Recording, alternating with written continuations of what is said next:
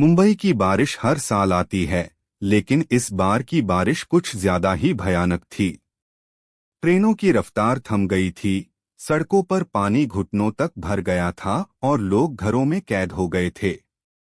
इसी भीगी रात में अंधेरी वेस्ट की एक high rise building ocean Heights के फ्लैट नंबर 903 से एक चीख गूंजी। कोई बाहर नहीं निकला। चीख सुनकर लोगों ने खिड़कियां बंद कर लीं। मुंबई की आदत है, यहां हर आवाज को कोई घरेलू मामला मानकर अनसुना कर देता है। लेकिन अगली सुबह जब 903 नंबर फ्लैट की मेड आई तो दरवाजा अंदर से बंद था। कई बार बेल बजाने के बाद जब कोई जवाब नहीं मिला तो सोसाइटी के गार्ड ने दरवाजा तोड़ने का फैसला किया। दरवाजा खुलते ही सबकी सांसें थम गईं। फ्लैट के अंदर 28 साल की सोशल मीडिया इन्फ्लुएंसर दिशा मल्होत्रा की लाश पड़ी थी। चेहरा फर्श पर, सिर के पास खून की एक बड़ी धब्बा और चारों तरफ उलझे हुए बाल। कमरे में कोई जबरदस्ती की निशानी नहीं थी, न ही कोई अलार्म बजा था। पुलिस को बुलाया गया। इंस्पेक्टर अर्जुन यादव केस देखने आए। 15 साल से मुंबई पुलिस में थे और एक बात जानते थे, जो चीज जितनी साफ दिखाई देती है उतनी ही गहरी गड़बड़ी उसमें होती है। डोर लॉक अंदर से था। अर्जुन ने अपने सहायक से कहा, कोई बाहर से नहीं आया। तो सवाल है, दिशा की मौत कैसे हुई?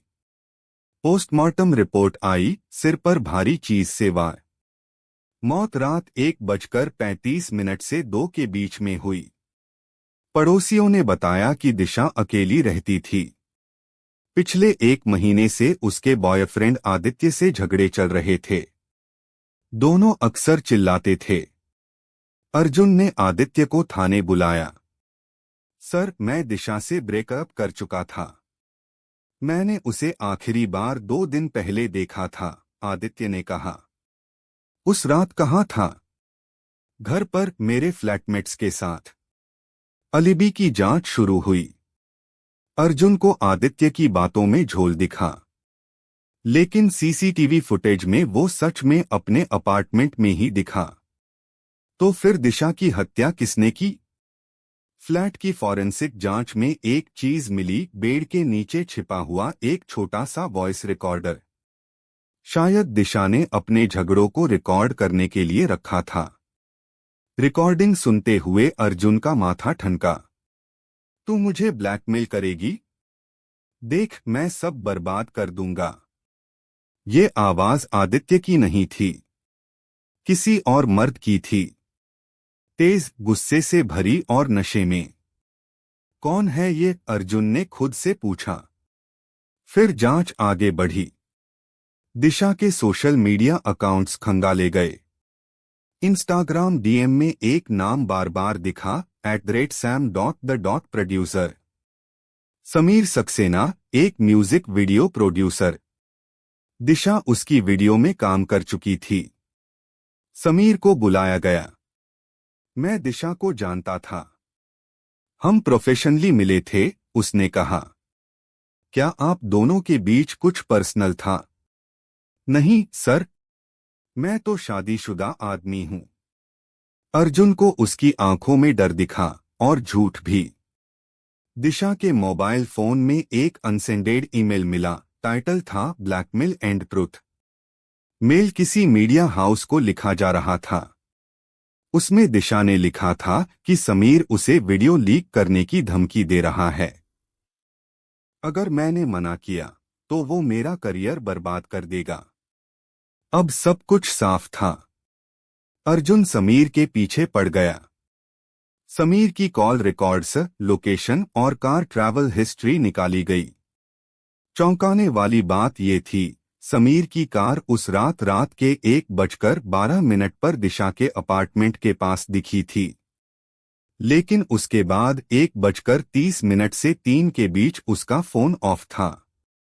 अर्जुन को लगा, बस अब सबूत मिल गया। लेकिन तभी एक नया मोड़ आया। बिल्डिंग की वॉचमैन लिस्ट में एक नाम जुड़ा, रवि शिंदे, जो उस रात ड्यूटी पर था, लेकिन अगले दिन से गायब था। रवि को ढूंढने में 3 दिन लगे। वो विरार के एक सस्ते होटल में छिपा मिला। जब उसे पकड़ा गया तो उसकी हालत खराब थी। मुझे मत फंसाओ साहब, मैं तो सिर्फ पैसे लेने गया था, वो चिल्ला रहा था। किससे? अर्जुन ने पूछा। समीर सर ने कहा था, वो दिशा से मिलने आ रहे हैं। बोले कोई कैमरा न देखे। मैंने सिक्योरिटी कैमरा 1 घंटे के लिए बंद कर दिया और उन्होंने मुझे 20,000 दिए। अब मामला और गहरा हो गया। समीर को दोबारा बुलाया गया। इस बार वो ज्यादा देर तक नहीं टिक सका। हाँ, मैं गया था उस रात। दिशा ने मुझे धमकी दी थी कि वो सब कुछ लीक कर देगी। मैंने उसे डराने की कोशिश की। हमने झगड़ा किया। वो गिर गई और सिर फर्श से टकराया। तो तुमने मदद क्यों नहीं की? मैं डर गया था। मैं सब कुछ खो देता। परिवार, करियर, सब कुछ। समीर को गिरफ्तार कर लिया गया। मीडिया में खबरें चलने लगीं, प्रसिद्ध प्रोड्यूसर ने उभरती स्टार को मारा। लेकिन अर्जुन की आंखों में अब भी एक सवाल था। पोस्टमार्टम की दूसरी रिपोर्ट में आया, दिशा के सिर पर 2 चोटें थीं, एक पीछे से और एक बाएं तरफ। समीर ने कहा था वो गिर गई थी, तो 2 चोटें कैसे? फिर रिकॉर्डिंग दोबारा सुनी गई। उसमें एक और हल्की आवाज थी, जैसे कोई दरवाजा धीरे से बंद कर रहा हो। फ्लैट में सिर्फ एक मेन डोर था। लेकिन जांच में एक और बात सामने आई। दिशा का फ्लैट 2 साल पहले रेनोवेट हुआ था और बालकनी में एक सर्विस डक्ट थी जिससे एक इंसान निकल सकता था। अब शक की सुई वापस घूमी आदित्य की ओर। आदित्य के फ्लैटमेट्स से सख्ती से पूछताछ की गई। उन्होंने कबूल किया कि आदित्य आधी रात को 20 मिनट के लिए बाहर गया था, लेकिन बोला कि वो टहलने जा रहा है। अर्जुन ने आदित्य की बिल्डिंग और दिशा की बिल्डिंग के बीच के रास्ते की टाइमिंग नापी। सही बैठी। आखिर में आदित्य को गिरफ्तार किया गया। फोरेंसिक में दिशा के नाखूनों के नीचे आदित्य की स्किन मिली। समीर दोषी था ब्लैकमेल का, लेकिन असली कातिल आदित्य था, जो जलन, शक और गुस्से में सब कुछ खत्म कर बैठा। बारिश थम चुकी थी। दिशा को इंसाफ मिल गया था।